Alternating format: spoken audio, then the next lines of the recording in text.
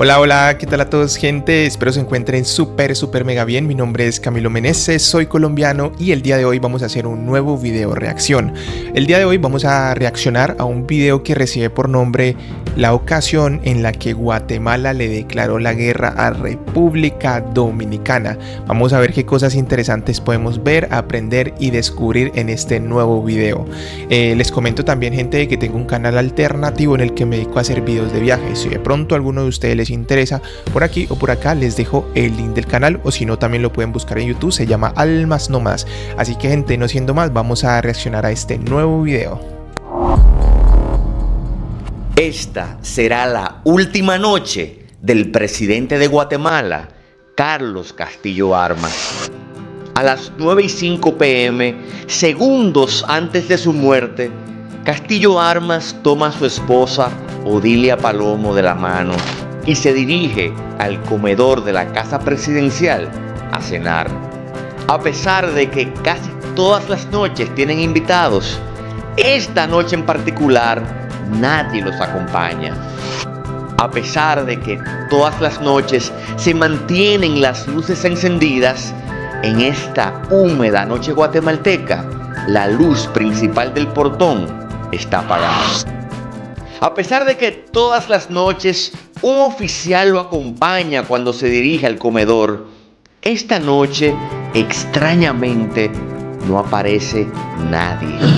Y a pesar de que todas las noches los soldados custodian los corredores de la casa, en esta fatídica noche solo aparece uno, el que le apunta a la espalda con un fusil semiautomático alemán y sin mediar palabras le propina 2 disparos que lo dejan agonizando en un charco de sangre. Y mientras observamos a Carlos Castillo Armas sucumbiendo a las ráfagas propinadas desde nuestras futuras y lejanas realidades, es importante que nos preguntemos, ¿por qué es asesinado el presidente? Y para lograr responder esta pregunta, es necesario que hagamos un viaje a la maquiavélica mente de uno de los tiranos latinoamericanos. Oiga, qué locura la manera como este señor está empezando a hacer la introducción como tal del video. Parece que hizo como un pequeño resumen de manera general para entender un poco cuál es la historia a la que vamos a entrar a descubrir, a escuchar como tal. Y me parece también importante la música que hay de fondo. Creo que le da como ese misterio, le da también como esa parte, no sé, un poco como romántica. Entonces me parece bonita esa manera de atrapar como tal al público. Y también pues escuché a través, o bueno, no escuché, supe a través de los mensajes que ustedes me dejaron en los videos anteriores que este señor es muy bueno en su trabajo. Entonces pues va a ser nuestro primer video reacción, espero les guste.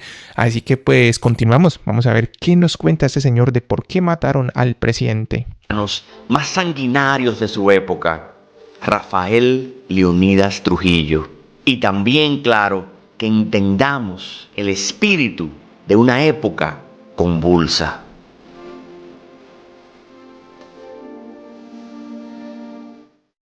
El 15 de marzo del 1945, Juan José Arévalo se convirtió en presidente de Guatemala. Su presidencia marcó el inicio de un paréntesis democrático sin precedentes en la historia guatemalteca, y sus reformas económicas y sociales marcaron profundamente a la región. Pero la visión de Arévalo no se limitaba a las fronteras de su patria, sino que soñaba con exportar su modelo democrático a Centroamérica y el Caribe. Y en aquella época, los principales enemigos de la democracia eran Rafael Leonidas Trujillo en la República Dominicana y Anastasio Somoza en Nicaragua. Ejerciendo el poder absoluto en República Dominicana, Trujillo logró convertirse en el dictador más temido y sanguinario de América Latina. Durante sus 30 años de poder, se calcula que ordenó asesinar a más de 50,000 personas, o un promedio de 5 personas diarias durante su estancia en el poder. Para Juan José Arévalo, este personaje tiránico... Eso es una locura, ¿no? Es una locura porque pensar que en su momento pues muchas personas no le tomaron importancia de lo fuerte que estaba haciendo el mandato de este señor como tal, pero después con el tiempo, cuando se hace la investigación, cuando se empieza a contar la historia, llegar a una conclusión que durante su mandato morían bajo su poder, bajo su mando, aproximadamente 5 personas diarias, es una locura realmente. Estos son los datos que a mí me parecen impresionantes y por eso es que me gusta reaccionar, porque vamos aprendiendo muchas cositas que muchas veces no sabemos. Por ejemplo, yo puedo saber mucho de mi país Colombia, pero no sé la historia de otros países, y yo siento que por ser latinoamericano tenemos mucho en común, tenemos un idioma, lo cual nos facilita conocer un poco las historias de los demás países, y yo quiero aprovechar esa parte para enriquecerme también en este mundo de la historia. Despiadado, no merecía la presidencia. Para él no era más que un símbolo de la opresión sin límites. Y así, el 8 de julio de 1947, Arévalo decidió suspender las relaciones diplomáticas con la República Dominicana, señalando que rehusaba mantener amistad con un gobierno que había cambiado las prácticas republicanas por las monárquicas. Pero Juan José Arévalo no quedaría conforme con la suspensión de las relaciones entre ambos países, sino que se convertiría en el principal promotor de la Legión del Caribe, un movimiento que buscaba el establecimiento de la democracia en la región y que estaba dispuesta a combatir a tiros la dictadura de Trujillo, así como la de Somoza en Nicaragua y la de Picado en Costa Rica. De esta forma, el 17 de diciembre de 1947, Arévalo promovió la firma del Pacto del Caribe, un documento que oficialmente puso en marcha la Legión, convirtiéndola de inmediato en una de las más peligrosas amenazas del régimen trujillista. Pero aquellas tensiones... Me parece muy curioso porque en Francia también hay un grupo militar que se llama la Legión Francesa, que es un grupo de personas, o sea, es una fuerza militar francesa oficial en la que pues formaron este grupo pues con extranjeros, personas de otros países que de pronto quieran servirle militarmente a Francia, y pues usted se puede presentar. No es un típico militar promedio, es más que todo como unas fuerzas especiales, pero la utilizan mayormente con extranjeros. Si usted es francés, también se puede presentar a la Legión extranjera francesa, ¿no? Pero normalmente van personas de varios países, ¿no? Y es una fuerza especial donde el entrenamiento es muy muy duro y prácticamente pues la misión de ellos es estar listos en caso de guerra, ¿no? Pero el entrenamiento es muy muy duro y también pues tiene sus ventajas porque tienen muchos servicios por parte del gobierno, les pagan muy bien y demás, ¿no? Entonces me parece curioso que se haya utilizado un término un poco similar, la Legión del Caribe, como para llamar un poco como este tema de un poco de tensión hacia la guerra, tensión política y demás, ¿no? Porque en Francia pues también hay una legión francesa, pero pues ya directamente es una fuerza militar. Sin consumar, continuarían escalando hasta llegar a la invasión de Luperón, el clímax de la enemistad que se venía forjando entre Juan José Arévalo y Rafael Leónidas Trujillo. Desde inicios de 1949, una concentración de combatientes dominicanos se venía fortaleciendo en Guatemala, decididos a provocar la caída de Trujillo. El gobierno de Arévalo ofreció apoyo y coordinó esfuerzos diplomáticos y militares para maximizar los chances de liberar a la República Dominicana de su dictador. Y así, el 19 de julio de 1949... Pero entonces lo que yo voy entendiendo es que el presidente de Guatemala, no sé si me esté equivocando, me disculparán porque pues siento que estoy un poco confundiendo los nombres. Lo que acabo de escuchar es que en ese entonces República Dominicana estaba en una dictadura y que la intención del presidente pues era liberar como tal al país, pero no solo a República Dominicana, sino liberar a otros países que también estaban como bajo esa opresión de dictadura, ¿no? Entonces, viéndolo desde un punto de vista más general, las intenciones del presidente de Guatemala pues no eran tan malas. Ahora, siento que el problema es que usted como presidente no tiene por qué intervenir en situaciones de países extranjeros, ¿no? De otros países, digámoslo así, ¿no? Entonces, no sé de cierta manera en ese entonces cómo lo haya tomado el pueblo dominicano, si estaba de acuerdo que un gobierno extranjero viniera a ayudarles a liberarse de quien era su presidente en ese momento, estaban de acuerdo, estaban en contra, no lo sé, pero es increíble, ¿no? Que muchos países en América Latina hayan sufrido dictadura, incluso ni siquiera se salvó República Dominicana. Se llevó a cabo la invasión de Luperón, una fallida incursión, ya que solo llegó uno de 6 aviones que partió hacia la isla. Avión que fue interceptado por Trujillo, quien le dio muerte a 10 expedicionarios y el resto fue apresado. Este atrevimiento de Juan José Arévalo radicalizó a Trujillo en una hazaña contra su gobierno. Y el 27 de diciembre de 1949, Trujillo oficialmente le declaró la guerra a Guatemala. Pero pasarían 2 años y medio antes de que Rafael Leónidas Trujillo encontrara la apertura que necesitaba para vengarse de Juan José Arévalo. En 1951, Jacobo Arbenz se convirtió en presidente de Guatemala. Desde su llegada al poder, aceleró las reformas políticas y sociales iniciadas por Arévalo, y eso, claro, no le gustó absolutamente nada a los Estados Unidos, ya que la reforma agraria, el proyecto más importante del gobierno de Arbenz, amenazaba directamente los intereses de la United Fruit Company, la inversión estadounidense. Yo por ahí también escuché en algún momento un poquito de esta historia y parece que en su momento pues Estados Unidos, como decía, tenía grandes empresas, o no sé si varias o una sola, que era muy grande en Guatemala, y por temas políticos el presidente del país como que logró sacar esa empresa y acomodó o organizó las empresas locales para que tuvieran más poder y más control sobre su propio país, ¿no? Lo cual Estados Unidos lo vio como un ataque como tal a ellos, y pues también hubieron conflictos y guerra, y me parece muy curioso que en este momento pues también se mencione que habían tensiones con otros países y demás. Wow, es loquísimo, la historia es loquísimo. Me disculparán si realmente no logro entender al 100% toda la información tan valiosa que nos están dando, pero siento que esa es la intención, tratar de entender, tratar de escuchar, tratar de comprender lo que sucedió en ese entonces, porque realmente es muy interesante. De mayor peso en el país. Como era de esperarse, Estados Unidos aprovechó las tensiones de la Guerra Fría para tildar al gobierno de Arbenz como uno de corte comunista, hecho que justificó que la CIA empezara a planificar su derrocamiento. Después de considerar a varios candidatos para convertirse en el sucesor de Jacobo Arbenz, la CIA escogió a Carlos Castillo Armas, un joven oficial que en años atrás le había sido leal a Francisco Arana, quien había apoyado las causas antitrujillistas a través de la Legión del Caribe.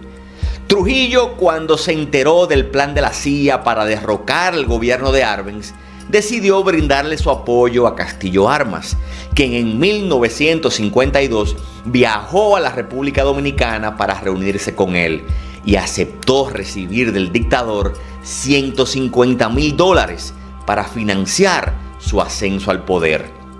A principios de junio de 1954, Castillo Armas se encontraba en Honduras listo para invadir a Guatemala con un grupo de hombres que se apodaban los liberacionistas y derrocar al gobierno de Arbenz con la ayuda de los Estados Unidos y en menor medida con la de Rafael Leónidas Trujillo. Y el dictador dominicano, resuelto a aportar más que dinero, decidió incursionar directamente en territorio guatemalteco. Para esto, la goleta dominicana, Siesta de Trujillo, salió de las aguas territoriales de Honduras el 20 de junio de 1954, rodeando la península de Manabique y entrando en la bahía, buscando desembarcar en Puerto Barrios, donde en teoría le entregaría armamento a los hombres de Castillo Armas. Eso es una locura, ¿no? Me parece impresionante la manera como el chico que está narrando el video como tal realmente logra atraparnos en la historia, realmente ha hecho un muy buen trabajo con el tema de las imágenes, porque parece que ha logrado pues recopilar videos muy antiguos y acompañarlos pues también con imágenes de la época, lo cual hace que la experiencia de este video de reacción sea como mucho más directa y realmente logremos como entrar en esa época como para poder comprender un poco mejor lo que sucedió. Realmente es una situación difícil, yo estoy muy claro, entiendo muy bien que fueron momentos de mucha tensión, no sé cómo lo vivieron las personas promedio, la gente normal, la gente que tenía que ir al trabajo todos los días y demás, fuera de la política, fuera del mundo militar. Entonces siento que en Colombia también se han vivido momentos de tensión con otros países y demás, y casi siempre los que más sufren son las personas que no tienen nada que ver con la política ni con la guerra, ¿no? Entonces las personas promedio, ¿no? Entonces pienso que también pudo haber sido algo similar en ese entonces en aquellos países, pero me parece una locura, no sabía que en República Dominicana había existido una dictadura, o no sé cómo lo hayan visto ustedes, pero me parece loquísimo que hayan tenido como este tipo de diferencias políticas entre países de Centroamérica. Es muy interesante realmente la historia. Pero al llegar, la mayoría de los tripulantes fueron apresados, torturados y asesinados, y solo 4 lograron escapar. A pesar de este durísimo golpe para Trujillo, Carlos Castillo Armas logró ejecutar el plan impulsado por la CIA, y el 27 de junio de 1954, a las 9 de la noche, Jacobo Arbenz anunció su renuncia como presidente de Guatemala, lo que le permitió a Castillo Armas asumir la presidencia días después. Y como era de esperarse, la hora de pagarle el favor a Trujillo finalmente había llegado. Lo primero que le pidió Trujillo a Castillo Armas fue que le entregara al general dominicano Miguel Ángel Ramírez Alcántara, uno de los líderes de la Legión del Caribe y uno de los principales organizadores de la invasión de Luperón. Pero Castillo Armas, en vez de cumplirle a Trujillo, decidió liberar al general Ramírez Alcántara, y este logró salir de Guatemala. Esto, claro, llenó de ira a Trujillo, ya que lo consideró una traición mayúscula. Por otro lado, Castillo Armas le había prometido a Trujillo condecorarlo con la Orden del Quetzal, la máxima distinción honorífica que otorga el gobierno de Guatemala. Pero Castillo Armas nuevamente intentó burlarse de Trujillo, posponiendo la ceremonia de la Orden del Quetzal y finalmente otorgándole esta condecoración a los Somoza en Nicaragua, negándosela de esta forma a quien más se la merecía, pues le debía en parte su victoria. Para abril de 1957, 3 meses antes...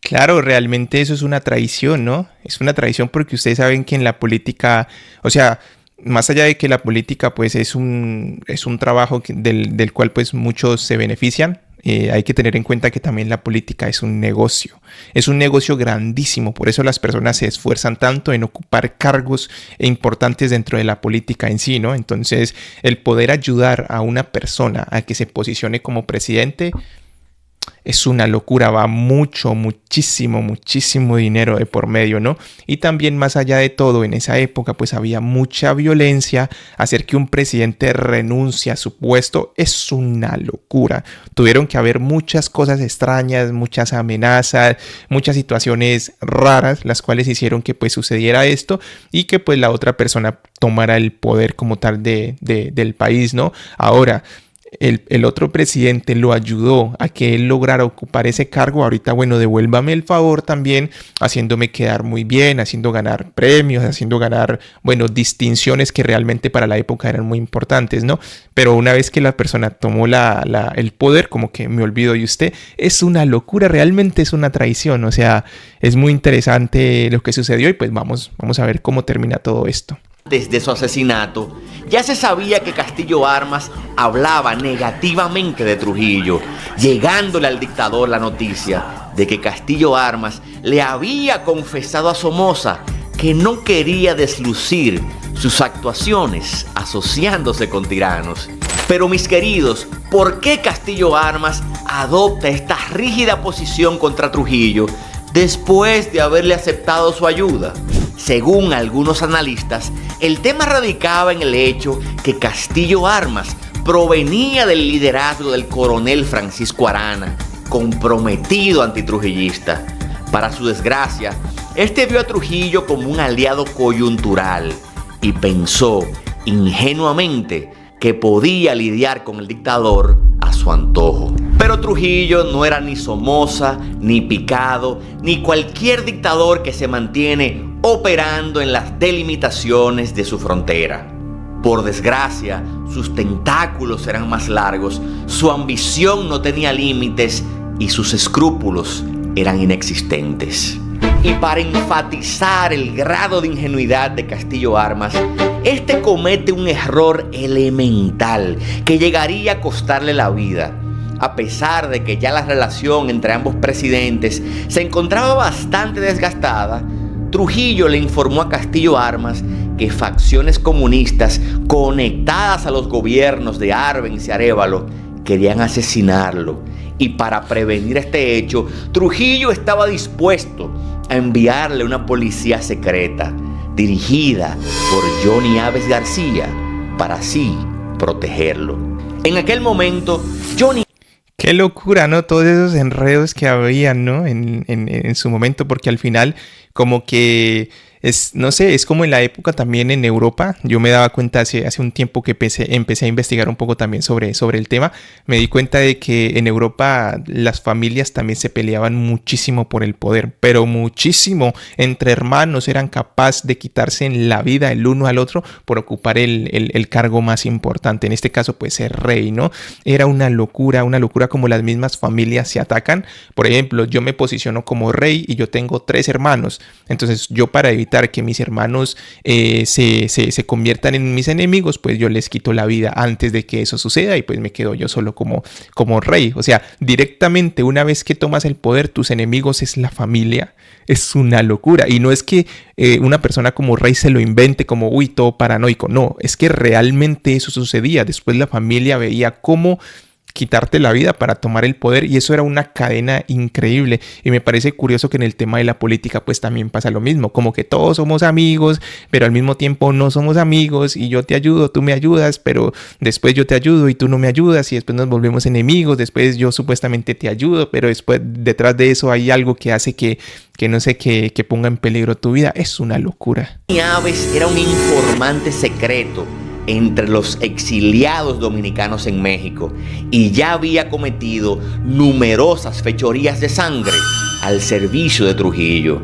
Y de esta forma ingresa a Guatemala como agregado militar Johnny Aves García, quien desde su llegada empieza a recabar información sobre el presidente. Como todo estratega del sicariato, lo primero que percibió Johnny Aves García fue la dificultuosa relación entre Castillo Armas y los militares, quienes nunca apoyaron plenamente su presidencia, ya que fueron amenazados por los Estados Unidos para que lo aceptaran como líder.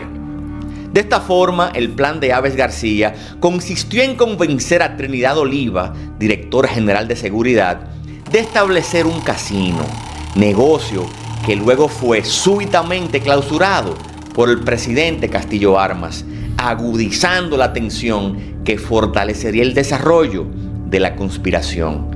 Mientras tanto, Aves García se mantenía ampliando la desconfianza que existía entre Castillo Armas y su séquito militar, para así separarlo de su lado y continuar consolidando la consumación del atentado. Pero ahora regresemos a la noche del 26 de julio de 1957, horas después del magnicidio de Castillo Armas. Esa noche, el supuesto asesino, uno de los guardias que debía proteger al presidente, decidió suicidarse segundos después de consumar el hecho. En su alcoba se encontró un diario donde supuestamente trabajaba para el entramado comunista internacional. Y como se esperaba, se comprobó más adelante que este diario fue una burda falsificación, ya que la letra que contenía en sus páginas era incomparable con las del Cabo. Y también se determinó que era altamente improbable que un oficial de su rango mantuviera un diario, y más aún que escribiera tantas páginas incriminatorias en él. Por otro lado, nunca... Claro, es que es muy loco porque quitarle la vida a un presidente ya es una cosa loquísima. No importa si es el presidente de un país pequeño o el presidente de un país grande, es un presidente, ¿no? Entonces hay que tener en cuenta de que es una situación muy, muy, muy delicada. Y es muy probable, es extremadamente probable que te atrapen. Y en esas épocas donde la manera de tomar justicia era muy delicada, era muy, digámoslo así, ordinaria para ese entonces, si te atrapaban, créeme que no te iba a ir nada bien. Absolutamente nada bien. Entonces yo siento que es una jugada de... Realmente es como un kamikaze que le llaman los japoneses, que es yo hago una jugada suicida, ¿no? Entonces logró cometer su objetivo, pero pues él sabía que una vez logrado su propósito, pues tenía que él también perder la vida, ¿no? Y aún así la jugó súper bien porque pues quiso decir, bueno, si me atrapan van a ir a investigar donde yo vivo o donde yo duermo o mi casa y pues voy a dejar como pistas para tratar de echarle la culpa a cierta persona, ¿no? Para inculpar o para incriminar a ciertas personas o a cierta persona, ¿no? La jugó muy bien, pero no contaba con que las personas también iban, o sea, los que investigaban el caso también iban a tener su sospecha, ¿no? Es una locura, realmente es una película.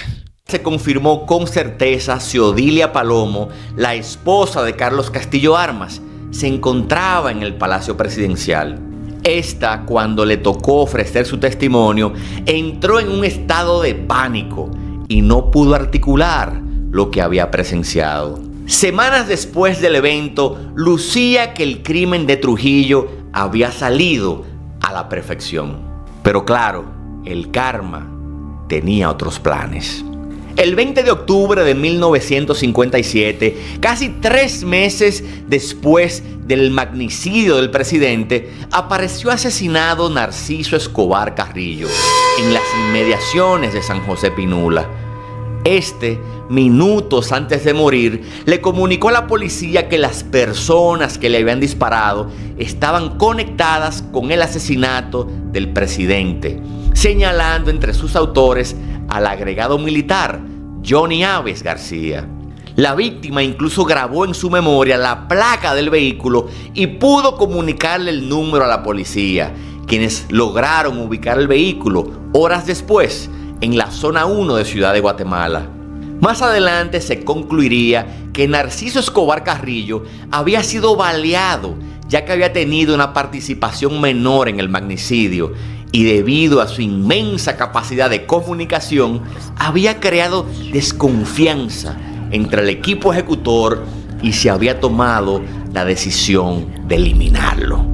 Y claro, Es muy tremendo porque siempre en todas estas historias hay personas que han tenido un poder de convencimiento, un poder de palabra, que realmente solo con el hecho de crear versiones que son falsas o de mentir o generar engaños pueden realmente llegar a ocasionar guerras, pueden llegar a prácticamente hacer que una persona le quite la vida a otra solo por crear historias que no son ciertas. Pero al mismo tiempo muchas personas que han cometido delitos y que tienen esta capacidad de engañar o de mentir pueden realmente salir ilesos de una situación o de algún delito que hayan cometido, ¿no? En estos casos, pues prácticamente el hablar, el saber transmitir es un arte, ¿no?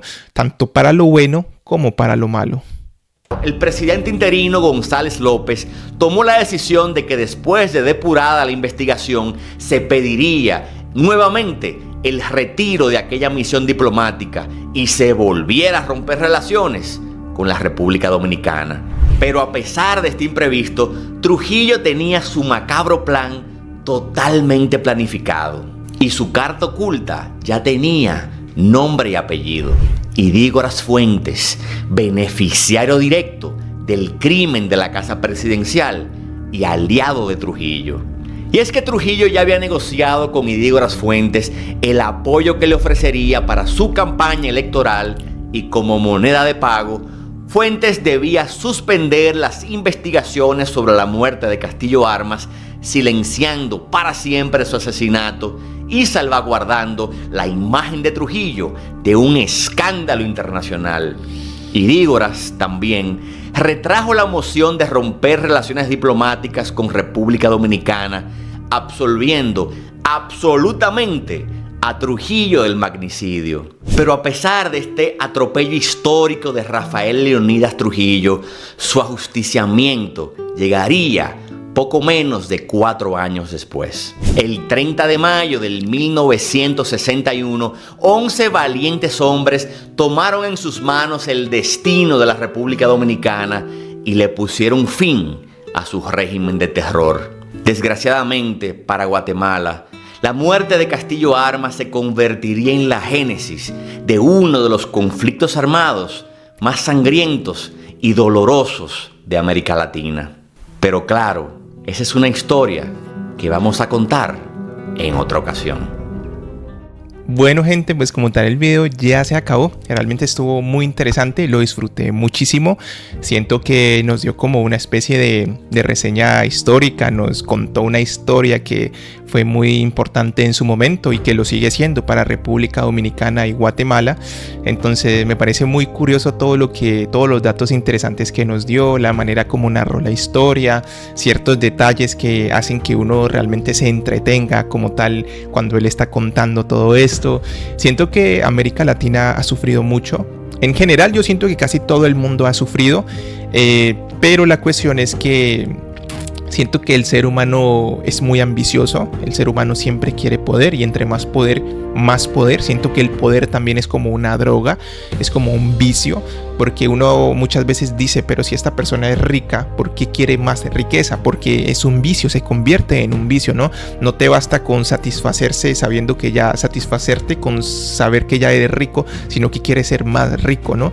Entonces esta lucha de poder, esta lucha de riqueza hace que el ser humano se dañe tanto que es capaz de traicionar hasta a su propia familia.